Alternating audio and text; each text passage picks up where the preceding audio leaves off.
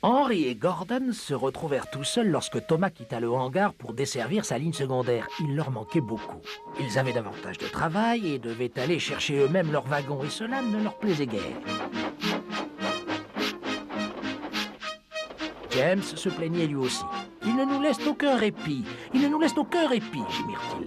Mais les wagons continuaient à rire. « Vous n'êtes qu'une bande de mollassons fainéants, vous n'êtes qu'une bande de mollassons fainéants », dirent ceux-ci. En somme, les locomotives créaient bien des soucis aux gros contrôleurs. Aux deux extrémités de la ligne, les grandes gares étaient équipées d'une plaque tournante. Le gros contrôleur les avait fait installer pour qu'on puisse tourner les tenders en toute sécurité, leur évitant ainsi de devoir reculer à toute vitesse, ce qui pouvait être dangereux. Les locomotives comme Thomas n'ont pas besoin de plaques tournantes car elles peuvent aller dans un sens comme dans l'autre. Mais à entendre Gordon, c'est comme si le gros contrôleur l'avait muni d'un tender en guise de reconnaissance.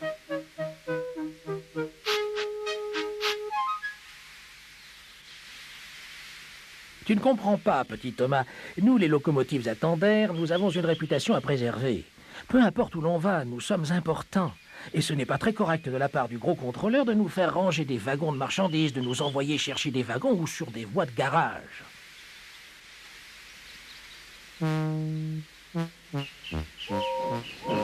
Thomas ne put s'empêcher de rire et repartit avec Annie et Claire. C'est scandaleux, siffla Gordon en reculant vers la plaque tournante. La plaque tournante se trouvait non loin de la mer où le vent était violent. Et s'il ne se mettait pas bien, il risquait de perdre l'équilibre et d'empêcher la plaque de tourner correctement.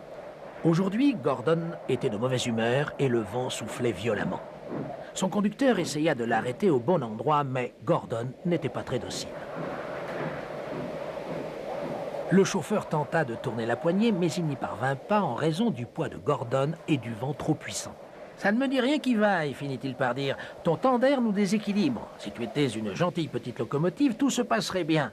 Mais maintenant, il va falloir tirer le prochain train à reculons. » Des garçons s'écrièrent « Regardez, il y a une nouvelle locomotive. Oh, ce n'est que Gordon qui est à l'envers. » « Bonjour, dit Thomas. Alors, on joue les locomotives ?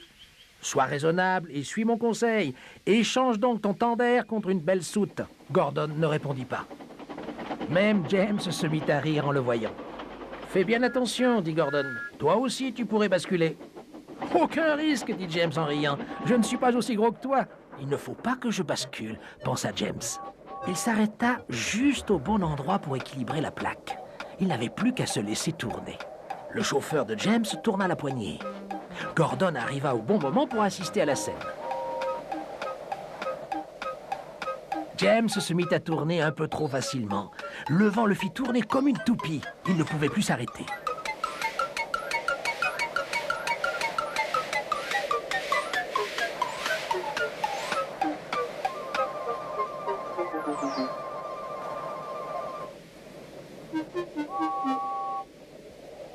Eh bien, dit Gordon, on se prend pour un manège ?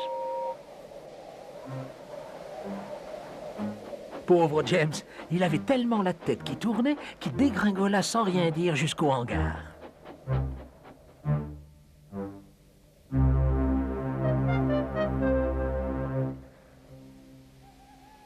Les trois locomotives se plaignirent toute la nuit. C'est scandaleux de traiter les tenders de la sorte. Gordon doit avancer à reculons et les gens pensent que c'est une simple locomotive. James tourne comme une toupie et tout le monde se moque de nous. Et pour couronner le tout, le gros contrôleur nous envoie sur des voies de garage toutes poisseuses. Burt !»« Écoutez-moi, dit Gordon.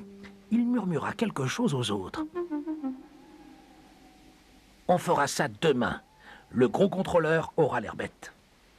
Les locomotives avaient décidé de se mettre en grève.